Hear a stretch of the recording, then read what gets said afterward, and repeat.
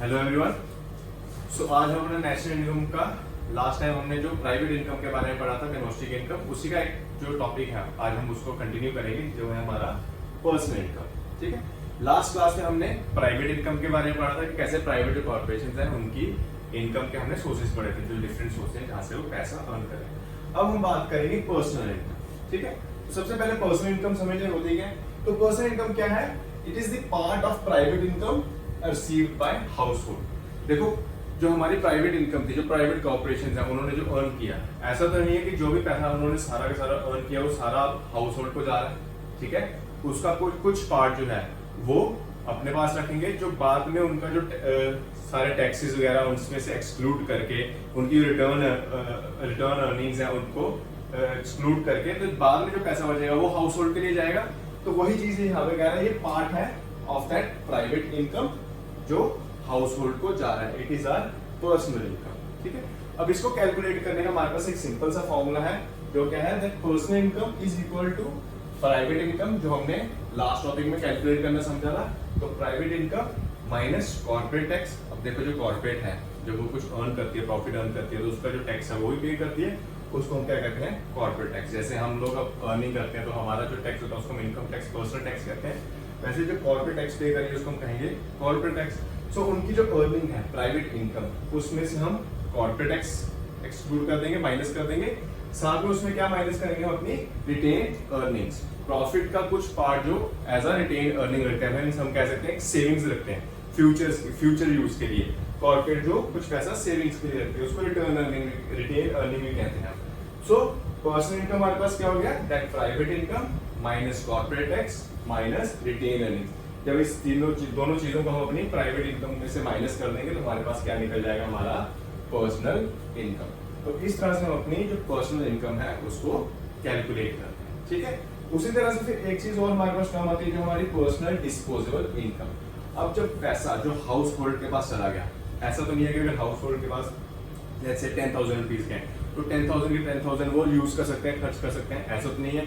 उसमें से भी कुछ ना कुछ पैसा कहीं ना कहीं डिडक्ट होगा, कहीं यूज होगा।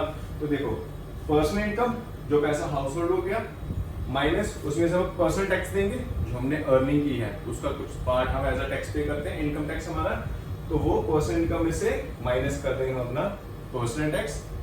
देन हम उसमें से माइनस करेंगे मिसलेनियस रिसिप्ट्स ऑफ गवर्नमेंट। अब ये क्या होगी? जैसे सपोज कोई ईएमआई आप पे कर रहे हो, ठीक है, आपने कोई लोन लिया, उसको कोई ईएमआई पे कर रहे हो, कुछ भी जो आपके पैसे जा रहे हैं, तो ये हमारे क्या होगी? Miscellaneous receipts of government. जब ये दोनों हम इसमें से माइनस कर देंगे तो जो पैसा हमारे पास पीछे बचेगा, ये हमारे पास क्या है? Personal disposable income. वो इनकम अब जो मैं यूज कर सकता हूँ अपनी मर्जी से कहीं भी, वो पैसा जो अपनी मर्जी से मैं कहीं भी यूज कर सकता हूँ, भले उसको पूरा का पूरा यूज कंज्यूम कर लूंगा, पूरा पूरा सेव कर लूंगा, अपनी मर्जी में उसको अपनी मर्जी से कहीं भी यूज कर लूंगा, वो मेरा क्या बच जाएगा? Personal disposable income. तो इसका फॉर्मूला क्या है? Personal income minus personal tax and minus miscellaneous receipts of government. तो इससे हमारा क्या कैलकुलेट हो जाएगा? Personal disposable income. ठीक है, क्लियर है सबको? So now we are going to start with the calculation of national income. अब इससे पहले हमने समझा हमारा प्राइवेट इनकम का। ओके, सो पहले हमने प्राइवेट इनकम के बारे में पढ़ा, हमने देखा उसको कैसे कैलकुलेट करेंगे, फिर हमने पर्सनल इनकम के बारे में पढ़ा, फिर हमने उसका फॉर्मूला देखा, हम उसको कैसे कैलकुलेट करेंगे।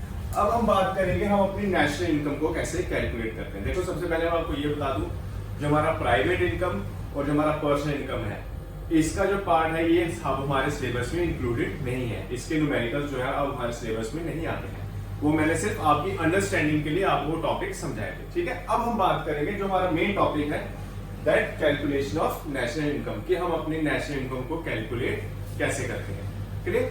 अब देखो, यहाँ पे हमारे पास तीन मेथड्स हैं नेशनल इनकम को कैलकुलेट करने के। हमारे पास बेसिकली तीन मेथड्स हैं। फर्स्ट मेथड है हमारा वैल्यू एडिड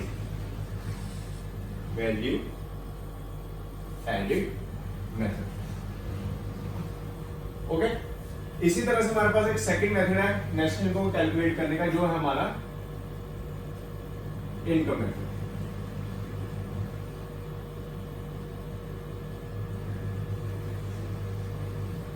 और लास्ट मेथड जो है हमारा नेशनल इनकम कैलकुलेट करने का, वो है एक्सपेंडिचर मेथड।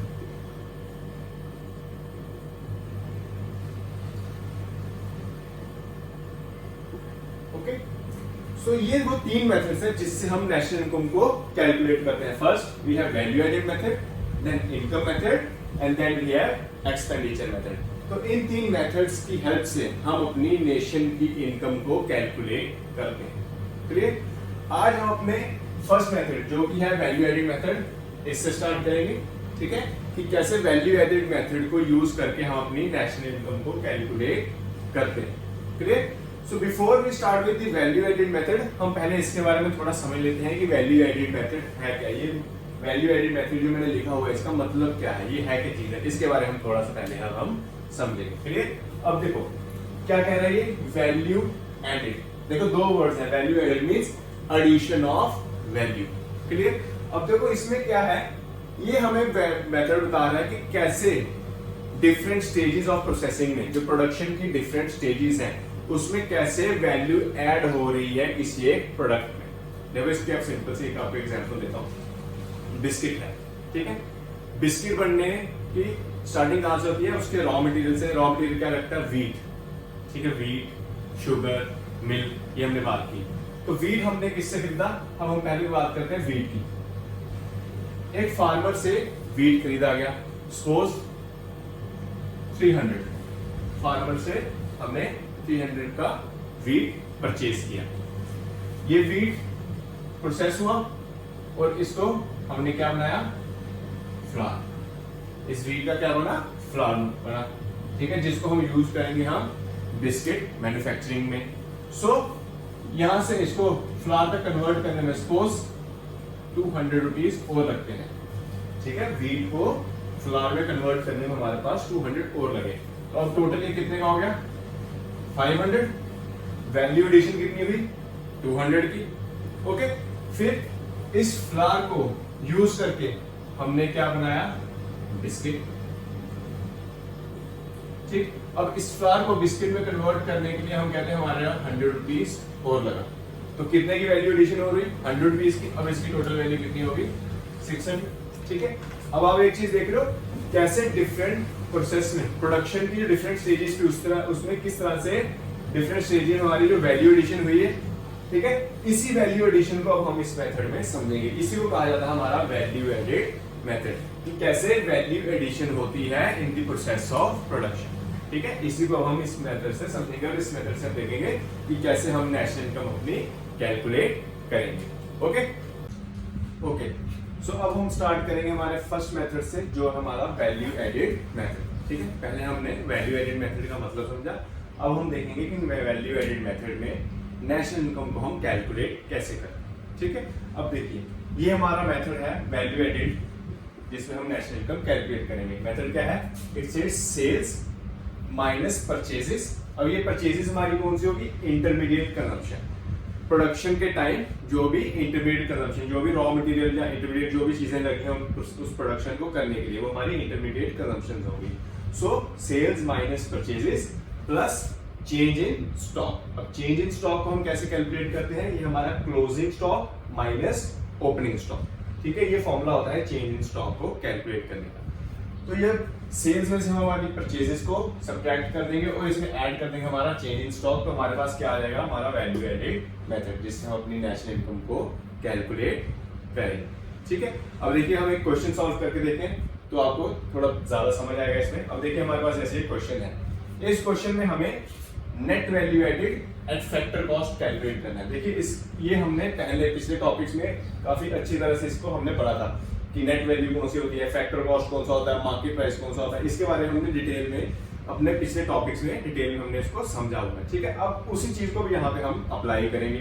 ओके, इस क्वेश्चन में हमने फाइंड करना हमारा नेट वैल्यू एडेड है फैक्टर कॉस्ट. अब देखो ये कुछ चीजें हैं जो हमें क्वेश्चन में दी है. क्या, पहले हमें दी है sales, then we have subsidies, indirect tax, closing stock, consumption of fixed capital, opening stock and intermediate consumption. अब इनकी वैल्यूज को यूज करके हमने फाइंड करना है हमारा नेट वैल्यू एडेड है फैक्टर कॉस्ट. अब देखो फॉर्मूला की तरफ चलते हैं. तो फॉर्मूला में हमारे पास सबसे पहले वो क्या चीज बोल रहा है, दैट सेल्स माइनस परचेजेस. तो देखो सेल्स हमारे पास दी है 90,000, ये हमारी सेल्स आ गई. सो 90,000 सेल्स माइनस परचेजेस जिनको हम अपना इंटरमीडिएट कंजम्पशन भी कहते हैं. तो देखो हमारे पास यहाँ पे इंटरमीडिएट कंजम्पशन दिया हमें, यहाँ पे दिया हुआ है विच इज 27,550, तो ये हम इसमें से माइनस कर देंगे। क्लियर? ठीक है, यहां तक समझ आया। फिर नेक्स्ट हमारा आता है change in stock. Change in stock हमारे पास क्या है, क्लोजिंग माइनस ओपनिंग, ये क्या हो रहा है, ऐड। तो अब हम इसमें ऐड कर देंगे हमारा चेंज इन स्टॉक। देखो हमारा क्लोजिंग स्टॉक क्या है यहाँ पे 5500 और ओपनिंग स्टॉक है हमारे पास 6500। ठीक है, तो ये माइनस में आना चाहिए हमारा, क्योंकि क्लोजिंग स्टॉक क्या है उसकी वैल्यू छोटी है और ओपनिंग स्टॉक की वैल्यू हमारे पास क्या है, बड़ी है। तो यहाँ पे हम 5500 माइनस 6500, ये यहां तक क्लियर है। ठीक है, तो ये हमने इस फॉर्मूला को फॉलो किया। जब हम इसको सॉल्व करेंगे, ठीक है, तो हमारे पास क्या निकलेगा, जीडीपी एट मार्केट प्राइस। इसको सॉल्व करने पे हमारा निकलेगा gross domestic product at market price. और क्वेश्चन हमें क्या पूछा गया, हमें क्या चाहिए, net value added at factor cost, means हमें नेट डोमेस्टिक प्रोडक्ट चाहिए एट फैक्टर कॉस्ट। और ये चीज हमने पिछले टॉपिक्स में बहुत क्लियरली अंडरस्टैंड की थी कि जीडीपी से हम नेट डोमेस्टिक प्रोडक्ट में कैसे जाएंगे, कैसे इसको कन्वर्ट करेंगे। सो हमें अपने इस जीडीपी एट मार्केट प्राइस को कन्वर्ट करना है net domestic product eight factor cost. ठीक है, अब देखो एक एक करके पकड़ते हैं सारे कंपोनेंट्स को। ग्रॉस से जब हम नेट पे जाते हैं तो हम क्या करते हैं, डेप्रिसिएशन माइनस करते हैं। ठीक है, और हमने कहा था डेप्रिसिएशन का ऑल्टरनेट वर्ड क्या है, कंजम्पशन ऑफ फिक्स्ड कैपिटल। तो इसमें से हम अपनी जो डेप्रिसिएशन है, ठीक है, इसकी वैल्यू से डेप्रिसिएशन माइनस कर देंगे। इसको यहाँ पे लिख देता हूं मैं। ठीक है, सो माइनस हमारी डेप्रिसिएशन कितनी आ गई, 3500। तो ये हमारी आ गई डेप्रिसिएशन। ठीक है, देन देखो यहाँ पे लिखो जीडीपी है NDP market price factor cost. So gross से नेट पे चलेंगे हम। अब हम बात करेंगे डोमेस्टिक, और यहाँ पे भी डोमेस्टिक है तो यहाँ पे कोई चेंज नहीं आएगा। फिर मार्केट प्राइस से अब हमने फैक्टर कॉस्ट पे जाना है। तो अब हमने मार्केट प्राइस से फैक्टर कॉस्ट पे जाना है। और हमें पता है जब हमने मार्केट से फैक्टर कॉस्ट पे जाना तो हम क्या करते हैं, नेट इनडायरेक्ट टैक्सेस को सब्ट्रैक्ट कर देते हैं। ठीक है, अब देखो यहाँ पे हमारे पास नेट इनडायरेक्ट टैक्सेस है, हमारे पास यहाँ इनडायरेक्ट टैक्सेस है। हमने एक फॉर्मूला और पढ़ा था कि जब हमारे पास इनडायरेक्ट टैक्सेस हो और हमारे पास सब्सिडीज हो तो हम इनसे नेट इनडायरेक्ट टैक्सेस कैलकुलेट कर सकते हैं। कैसे, हमारे इनडायरेक्ट टैक्सेस में से सब्सिडीज को माइनस करके। तो अगर मैं अपने इनडायरेक्ट टैक्सेस में से सब्सिडीज माइनस कर दूं तो मेरे पास क्या आ जाएगा, नेट इनडायरेक्ट टैक्स, जिसको मैं माइनस कर दूं तो मैं मार्केट प्राइस से फैक्टर कॉस्ट पे आ जाऊंगा। तो यहाँ हम एक चीज और माइनस करेंगे, क्या, हमारे net indirect tax which is 7550। ठीक है, और इसमें से माइनस करूंगा मैं अपनी सब्सिडी विच इज 2500। क्लियर है? अब जब मैं इसको सॉल्व करूंगा, इसका जो भी आंसर निकलेगा वो मेरा क्या होगा, net value added at factor cost. Clear है? इसका जो भी आप आंसर यहाँ पे कैलकुलेट करोगे वो मेरा क्या निकलेगा, net value added at factor cost which is 52,990। ठीक है, ये हमारा इसका आंसर है, सॉरी 900। क्लियर?